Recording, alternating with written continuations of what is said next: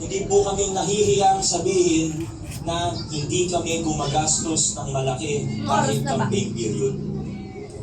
At pag kami ang nabigyan ng pagkakataon, ibig sabihin ito, wala rin kaming babawiin. Yan ang importante ito. Ayun o, 225. Babawiin, ibig sabihin, ang kaban ng puwersa ng kaban ng bayan ay buong-buo, walang bawas, walang kulang. At gaya ng ginawa natin itong nakaraang 3 na taon, ay, ito na. Nagbubunga na yung mga pinaghirapan, mga pinaglaban natin na reforma at pagbabago sa lungsod ng Pasig. Ito na po tayo mga kaibigan. Ito na ang pinaka-exciting part. Yung mga nabanggit kanina ni Vice Mayor Dodot, ni Congressman Roman, ng ating mga konsyal, ito na po yung mga buwan.